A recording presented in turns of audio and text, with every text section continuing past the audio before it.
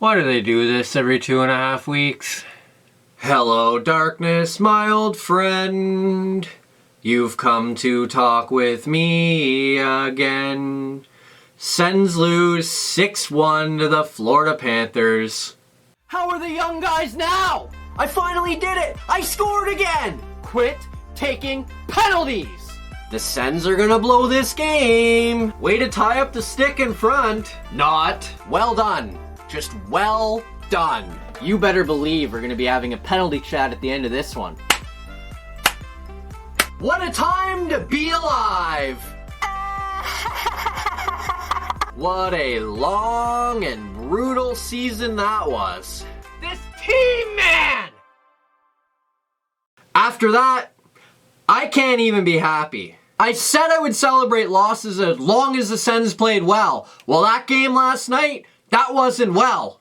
In a 5-week span, exactly 5 weeks to the day, the Sens have lost 3 games by a combined score of 21-5.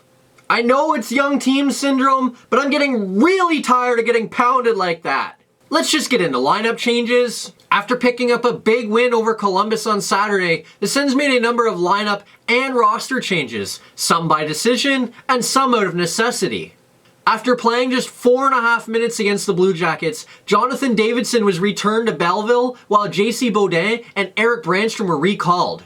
Beaudin was recalled to take the place of Davidson, while Brandstrom was recalled to fill in for Nikita Zaitsev, who was ruled out with the game with a lower body injury. The Sens made one other change to their lineup as well, as Max Lajoie drew out of the lineup after not even playing 4 minutes against the Blue Jackets, while Andreas Englund was drawn into the lineup. I have to admit, I was extremely surprised to see the Sens recall Eric Brandstrom. I know it was kind of out of necessity, but I thought the idea was to keep him in Belleville and let him grow.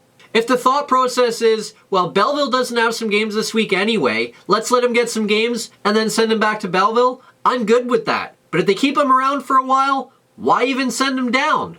Check that.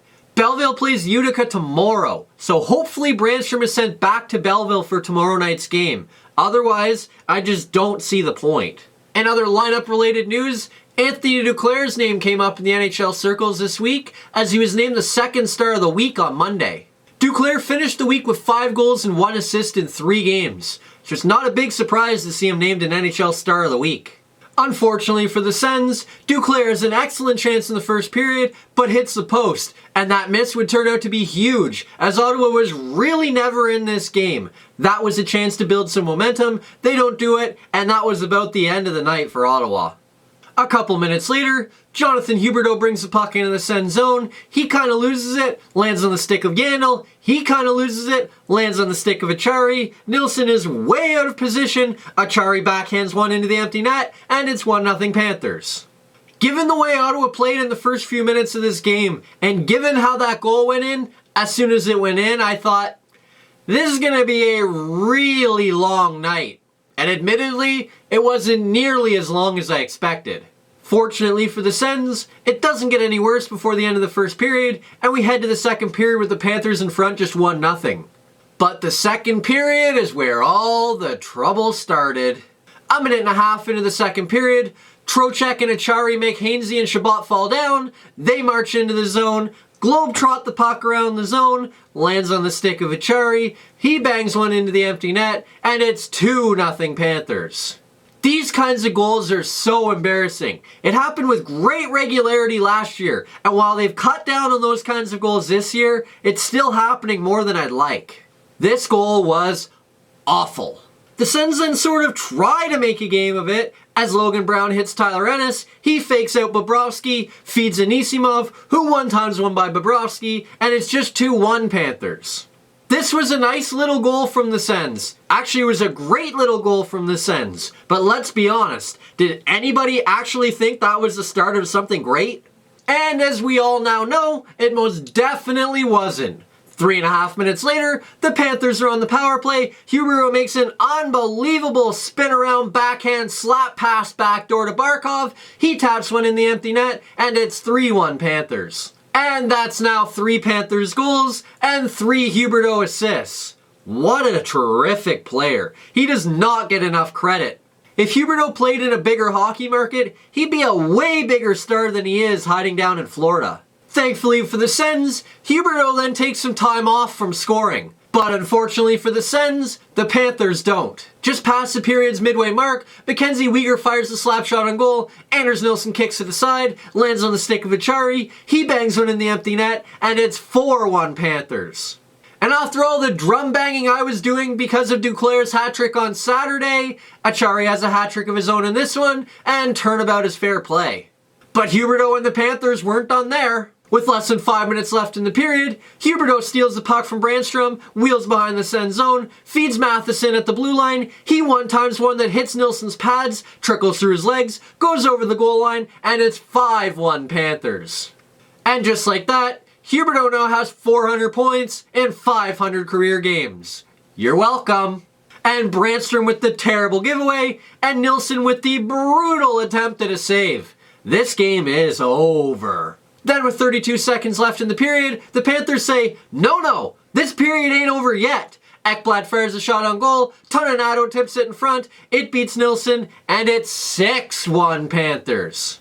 And just like that, the Sens give up 5 second period goals and get absolutely run out of the building. Thankfully, the Panthers then say, okay, we're done now. We get to the end of the second period with Ottawa trailing just 6-1, then get to the end of the third period with Ottawa only trailing 6-1 still, and thankfully, the game's over. Ottawa loses 6-1. And seriously, I mean thankfully, that was brutal. Let's just get into good news, bad news. Now, honestly, I'm not really sure if this is good news, but we're gonna call it good news for tonight because I've got nothing else. Ottawa gets to play again tonight, and that is the good news. That game last night was brutal. Ottawa was never in that game. Basically, from the second the puck was dropped, the Panthers were all over them. Yeah, the first period was okay. Sure, the third period was okay, but that second period was just awful. Luckily, Ottawa gets to flush it from their system and get back on the ice tonight, and that is the good news. Now, for the bad news. That second period was just awful, and that is the bad news. Anytime you give up, 2-3 goals in a period, you're asking for trouble. Well, the Sens gave up 5 in the second period. They couldn't kill penalties to save their life, they couldn't cover the front of the net to save their life, and they couldn't get a save to save their life. That second period felt like the roof just caved in.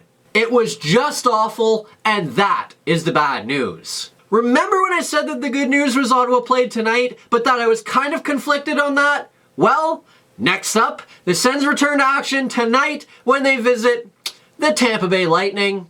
Yeah, it's great news that Ottawa gets to flush that from their system and play again tonight, but Tampa Bay is probably the wrong team for that.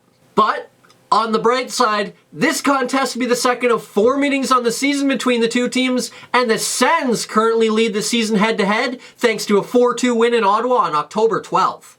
But so far this season, while the Lightning haven't been great, they are 5 points ahead of the Sens with 3 games in hand.